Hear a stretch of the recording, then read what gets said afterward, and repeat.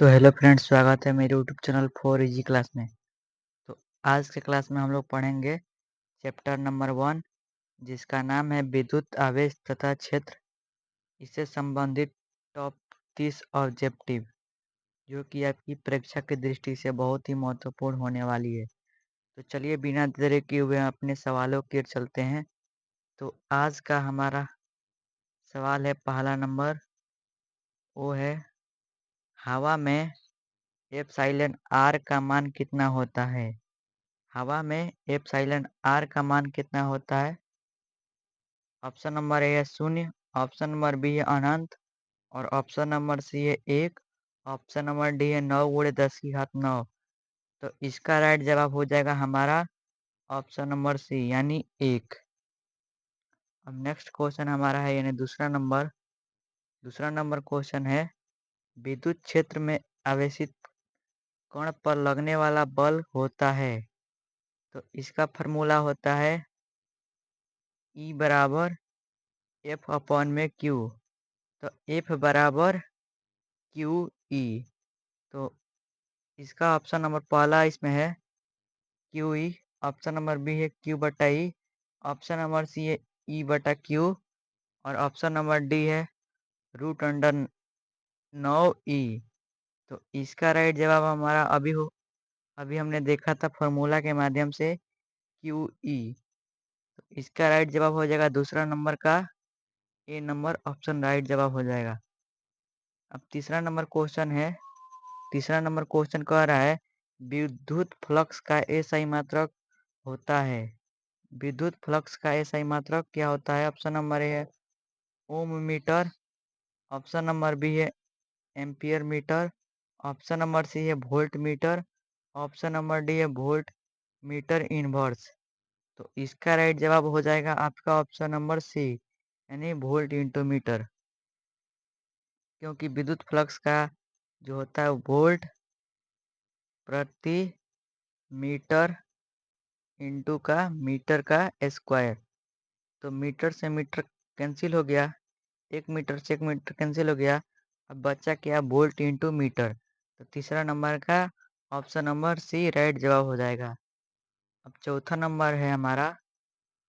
Number संबंध Q बराबर NE में निम्नलिखित में कौन कौन सा मान संभव नहीं है? तो ऑप्शन नंबर ए है इसमें 4, ऑप्शन नंबर बी है 8, ऑप्शन नंबर सी है 4.2, ऑप्शन नंबर डी है 100। तो इसका राइट जवाब हो जाएगा आपका ऑप्शन नंबर सी यानी 4.2, जो कि संभव है। Q बराबर NE। तो इसका क्या मतलब होता है? किसी भी वस्तु में उपस्थित आवेश मूल आवेश का पूर्ण गुणज होता है, यानी Q बराबर NE, जहाँ N बराबर +-1, +-2, +-3, इसी तरह डैश डैश करते करते इन्फिनाइट तक जाता है। तो यहाँ पर कौन सा मान सही नहीं होगा? हमारा ऑप्शन नंबर सी यानी 4.2, क्योंकि यह पूर्ण गुणज संख्या नहीं है, तो इसलिए यह गलत है। तो इसका राइट जवाब 4 का ऑप्शन नंबर सी होगा। अब पांचवा नंबर क्वेश्चन कह रहा है, आवेश का पृष्ठ घनत्व बराबर होता है, यानी आवेश का पृष्ठ घनत्व सिग्मा बराबर क्या होता है? तो इसमें ऑप्शन नंबर पहला है कुल आवेश गुणे कुल क्षेत्रफल, इसमें ऑप्शन नंबर दूसरा है कुल आवेश बट्टा कुल आयतन, ऑप्शन नंबर सी है कुल आवेश बट्टा कुल क्षेत्रफल, ऑप्शन नंबर डी है कुल आवेश गुणे कुल आयतन। तो सिग्मा बराबर क्या होता है? Q अपॉन में A, यानी कुल आवेश बट्टा कुल क्षेत्रफल, यानी ऑप्शन नंबर सी इसका राइट जवाब हो जाएगा। तो किसी वस्तु में उपस्थित आवेश किसी वस्तु की प्रति एकांक क्षेत्रफल में उपस्थित आवेश की मात्रा को पृष्ठीय आवेश घनत्व कहते हैं। तो पृष्ठीय आवेश घनत्व यानी सिग्मा बराबर Q अपॉन में A होता है। तो Q नेट बट्टा Q नेट। तो इसका राइट जवाब हो जाएगा हमारा ऑप्शन नंबर सी यानी कुल आवेश बट्टा कुल क्षेत्रफल। अब 6वां नंबर क्वेश्चन है हमारा, किसी माध्यम की अपेक्षित परावैद्युता यानी एप्सिलॉन आर होती है। ऑप्शन नंबर ए एप्सिलॉन बटा epsilon naught. Option number B है एप्सिलॉन गुणे epsilon naught. Option number C है एप्सिलॉन प्लस एप्सिलॉन नॉट। और ऑप्शन नंबर सी है इसका एप्सिलॉन माइनस एप्सिलॉन नॉट। तो इसका राइट जवाब हो जाएगा आपका ऑप्शन नंबर ए, यानी एप्सिलॉन बटा एप्सिलॉन नॉट। निर्वात की विद्युतशीलता तथा माध्यम की विद्युतशीलता की अनुपात को परावैद्युता अपेक्षिक परावैद्युता बोलते हैं, यानी रिलेटिव रिलेटिव परमिटिव बोलते हैं। तो ये हो गया निर्वात की विद्युतशीलता एप्सिलॉन नॉट, निर्वात की विद्युतशीलता, और एप्सिलॉन जो हो गया माध्यम की विद्युतशीलता। तो निर्वात की विद्युतशीलता तथा माध्यम के विद्युतशीलता के अनुपात को अपेक्षिक परावैद्युता बोलते हैं, यानी एप्सिलॉन आर बोलते हैं। अब हमारा 7वां नंबर क्वेश्चन है, पानी का परावैद्युत स्थिरांक होता है। पानी का परावैद्युत स्थिरांक कितना होता है? ऑप्शन नंबर ए है 80, ऑप्शन नंबर बी है 60, ऑप्शन नंबर सी है 1 और ऑप्शन नंबर डी है 42.5। तो इसका राइट जवाब हो जाएगा हमारा ऑप्शन नंबर ए, यानी 80। तो पानी का परावैद्युत स्थिरांक 80 होता है। पानी का परावैद्युतांक स्थिरांक 80 होता है। अब नेक्स्ट हमारा क्वेश्चन है 8वां नंबर, 1/4 पाई एप्सिलॉन नॉट का मान कितना होता है? यानी 1/4 पाई एप्सिलॉन नॉट का मान कितना होता है? ऑप्शन नंबर ए है 9 गुणे 10 की घात 9 न्यूटन इंटू मीटर स्क्वायर प्रति कूलाम का स्क्वायर। ये वाला ऑप्शन गलत है। तो यहाँ पर क्या होगा, 9 गुणे 10 की घात 9 न्यूटन इंटू मीटर का स्क्वायर प्रति कूलाम का इनवर्स। ऑप्शन नंबर बी है 9 गुणे 10 की घात माइनस का 9 न्यूटन इंटू मीटर स्क्वायर प्रति कूलाम। कूलाम का जो होता है वह इनवर्स। अब ऑप्शन नंबर सी है 9 गुणे 10 की घात minus 12 newton into metre square coulomb का इनवर्स। 9 गुणे 10 की घात ऑप्शन नंबर डी है 9 गुणे 10 की घात 12 newton into metre square coulomb का पावर -2। तो इसका राइट जवाब हो जाएगा हमारा 9 गुणे 10 की घात 9 न्यूटन इंटू मीटर स्क्वायर प्रति कूलम स्क्वायर। अब जब ये कूलम ऊपर जाएगा तो माइनस में होगा, तो कूलम का पावर जो होगा वो -2 होगा। तो इसका राइट जवाब हो जाएगा हमारा यहाँ पर सी होना चाहिए, यानी कूलम का इनवर्स -2 होगा। तो इसका राइट जवाब ऑप्शन नंबर ए। अब नेक्स्ट हमारा क्वेश्चन है 9वां नंबर, किसी धनावेशित वस्तु में होती है, यानी कोई भी धनावेशित वस्तु उसमें क्या होती है? ऑप्शन नंबर ए है इलेक्ट्रॉन की अधिकता, यानी उसमें इलेक्ट्रॉन ज़्यादा होती है। ऑप्शन नंबर बी है इलेक्ट्रॉन की कमी, या उस वस्तु में इलेक्ट्रॉन की कमी होती है।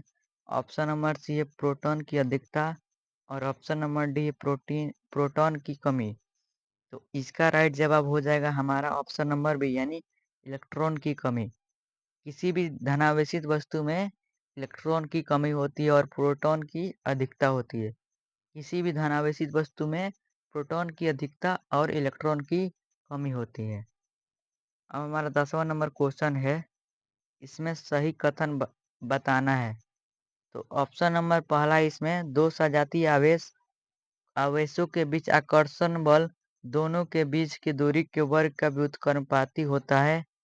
ऑप्शन नंबर बी है दो सजातीय आवेशों के बीच का आकर्षण बल दोनों के बीच की दूरी के वर्ग के व्युत्क्रमानुपाती होता है।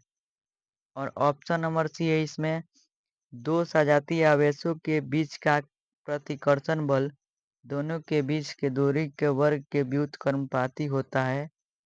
और ऑप्शन नंबर डी है दो सजातीय आवेशों के बीच का प्रतिकर्षण बल दोनों के बीच के दूरी के वर्ग के समानुपाती होता है। और ये एक एक्स्ट्रा ऑप्शन दिया गया है यहाँ पर। तो 4 ही ऑप्शन है हमारे पास। तो 4 में से कौन सही होगा? तो इसका राइट जवाब हमारा होगा, इसका राइट जवाब आपका ऑप्शन नंबर सी, यानी दो सजातीय आवेशों के बीच प्रतिकर्षण बल प्रतिकर्षण बल दोनों के बीच के दूरी के वर्ग के व्युत्क्रमानुपाती होता है। अब यहाँ पर सजातीय का मतलब होता है एक ही जाति का। मान लीजिए प्लस हो गया, प्लस क्यू आवेश हो गया, तो साइड भी यानी इसी के समान भी एक अन्य दूसरा आवेश प्लस क्यू का प्राकृतिक वाला आवेश होना चाहिए। और मान लीजिए माइनस माइनस और प्लस प्लस, तो ये कौन सा आवेश बोला जाएंगे? सजातीय आवेश। जिनकी प्रकृति एकदम समान हो उसको क्या बोलते हैं? सजातीय आवेश। तो दो सजातीय आवेश के बीच प्रतिकर्षण बल लगता है और वो प्रतिकर्षण बल दोनों के बीच के दूरी के, मान लीजिए इसके दूरी r हो गया, तो दूरी के व्युत्क्रमानुपाती होता है। यानी जो बल होता है वह दूरी के वर्ग के व्युत्क्रमानुपाती होता है, यानी F व्युत्क्रमानुपाती का चिन्ह 1/r²। तो यहाँ अब हमारा नेक्स्ट क्वेश्चन है 11 नंबर क्वेश्चन कह रहा है इलेक्ट्रॉन पर आवेश होता है, यानी इलेक्ट्रॉन पर कितना आवेश होता है? ऑप्शन नंबर ए है 2 × 10⁻⁻21 कूलाम। ऑप्शन नंबर बी है 1.6 × 10⁻⁻19 कूलाम। ऑप्शन नंबर सी है 1.6 × 10⁻9 कूलाम। इसका ऑप्शन नंबर डी है इनमें से कोई नहीं। तो इसका राइट जवाब हो जाएगा आपका ऑप्शन नंबर बी, यानी यहाँ पर माइनस को होगा, माइनस का 1.6 × 10⁻⁻19 कूलाम। तो एक इलेक्ट्रॉन पर आवेश कितना होता है? 1.6 × 10⁻⁻19 कूलाम। 1.6 × 10⁻⁻19 कूलाम एक इलेक्ट्रॉन पर आवेश होता है। अब हमारा 12 नंबर क्वेश्चन कह रहा है परावैद्युता यानी एप्सिलॉन का बीमीय सूत्र क्या होगा? परावैद्युता एप्सिलॉन का बीमीय सूत्र हमारा क्या होगा? तो ऑप्शन नंबर ए MLT-4A-2। ऑप्शन नंबर यहाँ पर बी है MLT A⁻²। Option number C है MLT-4A-2। और इसमें ऑप्शन नंबर डी है ML2TA⁻²। तो इसमें सब ऑप्शन गलत है, तो इसका राइट जवाब होगा हमारा m⁻⁻1, m⁻⁻1, l⁻⁻3, t⁻4, a⁻2 और यहाँ पर एक ब्रैकेट में इसको बंद कर देंगे। तो ये हो गया परावैद्युता यानी एप्सिलॉन का बीमीय सूत्र। अब 13 नंबर क्वेश्चन कह रहा है इलेक्ट्रॉन का विशिष्ट आवेश होता है। इलेक्ट्रॉन का विशिष्ट आवेश यानी इलेक्ट्रॉन के आवेश तथा इलेक्ट्रॉन के द्रव्यमान को विशिष्ट आवेश कहते हैं। तो इलेक्ट्रॉन पर आवेश कितना होता है? 1.6 × 10⁻⁻19 कूलाम और इलेक्ट्रॉन पर द्रव्यमान 9.1 × 10⁻⁻31 किलोग्राम होता है। तो इतना होता है हमारा इलेक्ट्रॉन का विशिष्ट आवेश, इतना होता है 1.6 × 10⁻⁻19 कूलाम बटा 9.1 × 10⁻⁻31। तो यहाँ पर कुछ नहीं दिया है, तो इनमें से कोई नहीं हो जाएगा। अब 14 नंबर है हमारा डिबोई किसका मात्रक है? ऑप्शन नंबर ए आवेश का, ऑप्शन नंबर बी है विभव का, ऑप्शन नंबर सी है विद्युत द्विध्रुव आघूर्ण का और ऑप्शन नंबर डी है कोई नहीं। तो इसका राइट जवाब हो जाएगा हमारा ऑप्शन नंबर सी, यानी विद्युत द्विध्रुव आघूर्ण का डिबोई मात्रक है। विद्युत द्विध्रुव आघूर्ण इलेक्ट्रिक डाइपोल मोमेंट का सीजीएस मात्रक होता है डिबाई। अब हम लोग 15 नंबर क्वेश्चन को देखेंगे। तो 15 नंबर क्वेश्चन क्या कह रहा है? 15 नंबर क्वेश्चन कह रहा है एक आवेशित चालक की सतह के किसी बिंदु पर विद्युत क्षेत्र की तीव्रता। मान लीजिए ये कोई आवेशित चालक हो गया, इसी की सतह पर विद्युत क्षेत्र की तीव्रता इसके सतह के लंबवत होती है, इसके सतह के लंबवत। तो इसका राइट जवाब हो जाएगा हमारा ऑप्शन नंबर बी, यानी ऑप्शन नंबर बी इसका राइट जवाब हो जाएगा। अब हमारा 16 नंबर क्वेश्चन कह रहा है 1 कूलम आवेश बराबर होता है ऑप्शन नंबर ए है 2.99 गुणे 10 की घात 9 electrostatic unit. Option number B है 9 गुणे 10 की घात 9 electrostatic unit. Option number C है 8.85 गुणे 10 की घात -12 इलेक्ट्रोस्टैटिक यूनिट। अब ऑप्शन नंबर डी है इसमें इनमें कोई नहीं। तो इसका राइट जवाब हो जाएगा हमारा ऑप्शन नंबर बी, यानी 9 गुणे 10 की घात 9 electrostatic unit. E S U का मतलब होता है इलेक्ट्रो, ई से इलेक्ट्रो, एस से स्टैटिक, एस्थेटिक, यू से यूनिट। तो ई एस यू का फुल फॉर्म इलेक्ट्रोस्टैटिक यूनिट होता है। तो 1 कूलाम बराबर 9 गुणे 10 की घात 9 इलेक्ट्रोस्टैटिक यूनिट। अब यहीं पे पूछ लेता कि एक इलेक्ट्रोस्टैटिक बराबर कितना कूलाम। तो 1/9 गुणे 10 की घात 9 कूलाम, यानी एक इलेक्ट्रोस्टैटिक बराबर कितना होता है 1/9 गुणे 10 की घात 9 कूलाम। अब हम लोग जाने 17 नंबर क्वेश्चन को देखेंगे। तो 17 नंबर क्वेश्चन कह रहा है एक पिंड पर आवेश लिखा जाता है, यानी Q बराबर एन, जहाँ ई बराबर 1.6 गुणे 10 की घात -19 कूलाम, जहाँ एन के मान संभव है, जहाँ एन के मान संभव है। तो ऑप्शन नंबर बी है इसमें 0, 2, 3 और भी डैश डैश आगे है। ऑप्शन नंबर बी है 0 +-1 +-2 आगे 3, ऐसे ही आगे जाता रहेगा। ऑप्शन नंबर सी है 0, -1 -2 -3 और ऑप्शन नंबर डी इनमें से कोई नहीं। तो इसका राइट जवाब हो जाएगा हमारा +-1 +-2 +-3 +-4, ऐसे इनफाइनाइट तक किया जाता है। तो इसका राइट जवाब हो जाएगा हमारा ऑप्शन नंबर डी, यानी इनमें से कोई नहीं। तो इसका राइट जवाब हमारा यहाँ पर है। एक पिंड पर आवेश लिखा जाता है, यानी Q बराबर एनी से जो उसमें उपस्थित आवेश होता है वो मूल आवेश का पूर्ण गुणज होता है। मूल आवेश का मतलब होता है 1.6 गुणे 10 की घात -19 कूलाम। अब 18 नंबर क्वेश्चन है। 18 नंबर क्वेश्चन है कि किसी वस्तु पर आवेश की न्यूनतम मात्रा कम नहीं हो सकती। तो किसी भी वस्तु पर आवेश की मात्रा यानी कम नहीं हो सकती। ऑप्शन नंबर ए है 1.6 गुणे 10 की घात -19 कूलाम। ऑप्शन नंबर बी है 3.2 गुणे 10 की घात -19 कूलाम। ऑप्शन नंबर सी है 4.8 गुणे 10 की घात -19 कूलाम और ऑप्शन नंबर डी है 1 कूलाम। तो इसका राइट जवाब हो जाएगा हमारा ऑप्शन नंबर सी, ए 1.6 गुणे 10 की घात -19 कूलाम।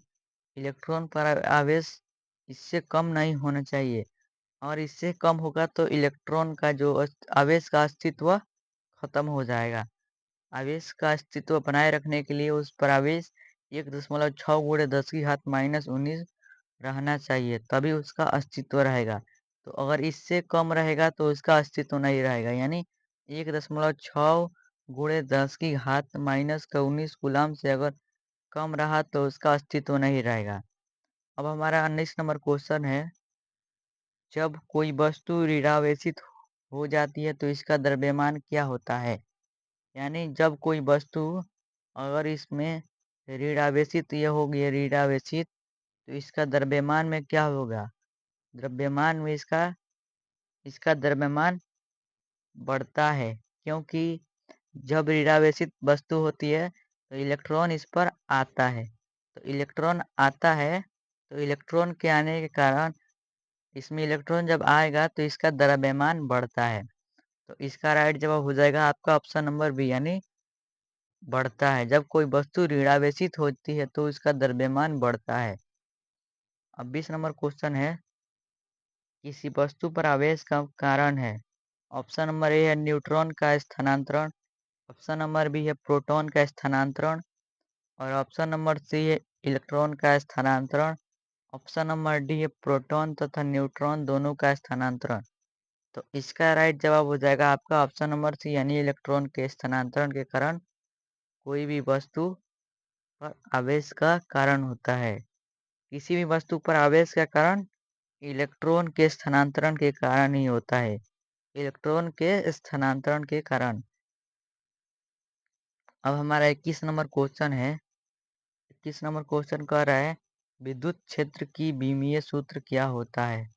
ऑप्शन नंबर ए है mlt-3a-1। ऑप्शन नंबर बी है ml2ta-1।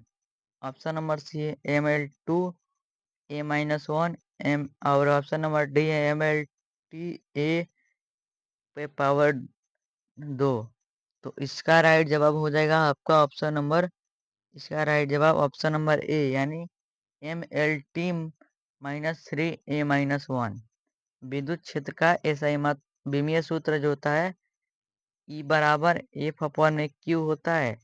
तो बल का विमीय सूत्र क्या होता है एम एल टी माइनस 2 और क्यू का ए टी। ये हो गया हमारा। अब देखिए, अब ए ऊपर जाएगा, ए ऊपर जाएगा तो ए के पावर -1 होगा। फिर एल, यहाँ पर एल, एल कुछ नहीं है तो एक एल के पावर माइनस का 1 नहीं, प्लस का 1 रहेगा। ठीक है। अब टी ऊपर जाएगा तो टी के पावर -3। तो यहाँ पर कौन सा ऑप्शन मैच कर रहा है? ऑप्शन नंबर यहाँ पर ए मैच कर रहा है। अब हमारा 22 नंबर क्वेश्चन है एक स्थित कूलाम बराबर कितना कूलाम, यानी एक यू ई एस यू बराबर कितना कूलाम, कितना कूलाम। तो हम लोग जानते हैं एक कूलाम बराबर 9 गुणे 3 गुणे, एक कूलाम बराबर 3 गुणे 10 की घात 9 इलेक्ट्रोस्टैटिक यूनिट होता है। तो एक इलेक्ट्रोस्टैटिक बराबर 1/3 गुणे 10 की घात 9 कूलाम। तो इसका राइट जवाब इसमें कोई नहीं है। तो ये सब का सब ऑप्शन गलत है। तो इसका राइट जवाब हमने यहाँ पर डिटेल में एक्सप्लेन कर दिया है। तो इसका राइट जवाब हो जाएगा एक यूएसी एक इलेक्ट्रोस्टैटिक बराबर 1/3 गुणे 10 की घात माइनस का 1.10 की घात 9 कूलाम। अब 23 नंबर क्वेश्चन है एक कूलाम आवेश बराबर होता है, यानी एक कूलाम बराबर कितना 3 गुणे 10 की घात 9 इलेक्ट्रोस्टैटिक यूनिट। अभी हम लोगों ने देखा। तो इसका राइट जवाब हो जाएगा आपका ऑप्शन नंबर ए, यानी 3 गुणे 10 की घात 9 इलेक्ट्रोस्टैटिक यूनिट। अब हमारे 24 नंबर क्वेश्चन है एक विद्युत द्विध्रुव पर एक पृष्ठ से घिरा हुआ है। मान लीजिए एक विद्युत द्विध्रुव है, माइनस क्यू और प्लस क्यू आवेशों से मिलकर बना है और ये एक पृष्ठ से घिरा हुआ है। मान लीजिए कोई पृष्ठ हो गया, इससे घिरा हुआ है। तो पृष्ठ पर कुल फ्लक्स जो होगा, कुल फ्लक्स फाई बराबर कितना होगा? तो फाई बराबर 0 होगा। फाई बराबर 0। फाई बराबर कितना होता है? E D A cos theta होता है। तो इसमें जो होता है, अभी हम लोग जो चित्र बनाए थे, अभी इसमें चित्र, तो इसके भीतर जो होता है, किसी भी पृष्ठ के भीतर विद्युत क्षेत्र की तीव्रता होती है वो 0 होती है। तो इसलिए इसकी जो इसमें गुजरने वाला फ्लक्स होगा वो 0 होगा। अब हम लोग देखेंगे 25 नंबर क्वेश्चन को। तो 25 नंबर कह रहा है किसी आवेशित गोलीय खोखले चालक के भीतर विद्युत तीव्रता होती है। मान लीजिए कोई आवेशित गोलीय खोखले चालक है, इसके भीतर विद्युत क्षेत्र की तीव्रता 0 होती है। तो इसका राइट जवाब 0 होगा। अब हम लोग 26 नंबर क्वेश्चन को देखेंगे। तो 26 नंबर क्वेश्चन कह रहा है आवेश का सही मात्रक होता है, यानी आवेश का सही मात्रक क्या होता है? Option number A ampere, option number B है फैराडे, ऑप्शन नंबर सी है वोल्ट और ऑप्शन नंबर डी है कूलाम। तो आवेश का सही मात्रक, आवेश का सही मात्रक क्या होता है? कूलाम, कूलाम होता है। तो आवेश का सही मात्रक कूलाम, यानी ऑप्शन नंबर डी सही होगा इसका। अब 27 नंबर क्वेश्चन है, आवेश की विमा यानी आवेश की डायमेंशन क्या होती है? तो इसका राइट जवाब हो जाएगा 80, यानी Q बराबर IT। विद्युत धारा का ए, फिर टाइम का टाइम से, तो इसका राइट विमीय सूत्र क्या होगा? 80। अब 28 नंबर क्वेश्चन है, स्थिर विद्युत आवेशों के बीच लगने वाला बल किस नियम से दिया जाता है?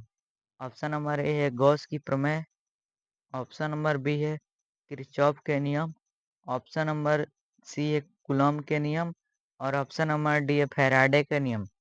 तो इसका राइट जवाब हो जाएगा आपका ऑप्शन नंबर सी, यानी कूलॉम के नियम। कूलॉम के नियम से ही दो स्थिर बिंदु आवेशों के बीच लगने वाला बल का जो नियम होता है वह दिया गया है। तो कूलॉम का नियम क्या होता है? दो स्थिर बिंदु आवेशों के बीच लगने वाला जो विद्युत बल होता है वो दोनों आवेशों के परिमाण के गुणनफल के अनुकरणपाती तथा उनके मध्य दूरी के वर्ग के व्युत्क्रमानुपाती होता है। तो यही होता है कूलॉम का नियम। अब 29 नंबर क्वेश्चन है, 29 नंबर क्वेश्चन कह रहा है विद्युत क्षेत्र की तीव्रता यानी इलेक्ट्रिक फील्ड की इंटेंसिटी का मात्रक होता है। ई बराबर क्या होता है? एफ अपॉन में क्यू। तो बल बल का ऐसा ही मात्रक जो होता है वो न्यूटन होता है, और आवेश का कूलाम, तो न्यूटन प्रति कूलाम। इसका राइट जवाब हो जाएगा आपका ऑप्शन नंबर ए सही हो जाएगा, और इसमें ऑप्शन नंबर बी भी सही हो जाएगा। तो इसमें दोनों ऑप्शन सही है, ए और बी दोनों, क्योंकि अगर न्यूटन प्रति कूलाम होगा, न्यूटन प्रति कूलाम, न्यूटन प्रति कूलाम, तो दोनों ऑप्शन सही हो जाएगा। अब हमारा नेक्स्ट क्वेश्चन है, यानी 30 नंबर, निम्नलिखित में कौन सदिश राशि है? निम्नलिखित में कौन सदिश राशि है? ऑप्शन नंबर ए है आवेश, जो कि अदिश राशि है। ऑप्शन नंबर बी है धारिता, जो कि अदिश राशि है। ऑप्शन नंबर सी है विद्युत तीव्रता, यह सदिश राशि है। तो इसका राइट जवाब हो जाएगा आपका ऑप्शन नंबर सी, यानी विद्युत तीव्रता। अब हमारा 31 नंबर क्वेश्चन है, विद्युत द्विध्रुव आघूर्ण का सही मात्रक यानी P बराबर Q इंटू 12 होता है। तो Q आवेश का कूलाम, आवेश का सही मात्रक कूलाम, कूलाम होता है आवेश का सही मात्रक, और 12 एक तरफ प्रकार का लंबाई, तो लंबाई का सही मात्रक मीटर, तो coulomb into metre. Option number A इसका राइट जवाब हो जाएगा हमारा। तो दोस्तों, यहाँ पर आपका पूरा ऑब्जेक्टिव खत्म हो गया। अब इससे संबंधित हम डेरिवेशन और इससे संबंधित पूरा चैप्टर 1 का जितने भी सारे फार्मूले होंगे उनको हम नेक्स्ट वीडियो में प्रोवाइड करा देंगे। तो दोस्तों, इसी प्रकार के एजुकेशनल वीडियो के लिए हमारे चैनल को ज़रूर सब्सक्राइब करें, ताकि हम इसी प्रकार के आपके 12th क्लास के सभी विषयों को सही तरीके से गाइडलाइन के साथ आपको नोट्स दें और आपके साथ सही तरीके से पढ़ाई कर सकें। तो दोस्तों, इसी प्रकार के वीडियो के लिए हमारे चैनल को ज़रूर सब्सक्राइब करिएगा। तो मिलते हैं किसी और अन्य वीडियो में, तब तक के लिए जय हिंद, जय भारत।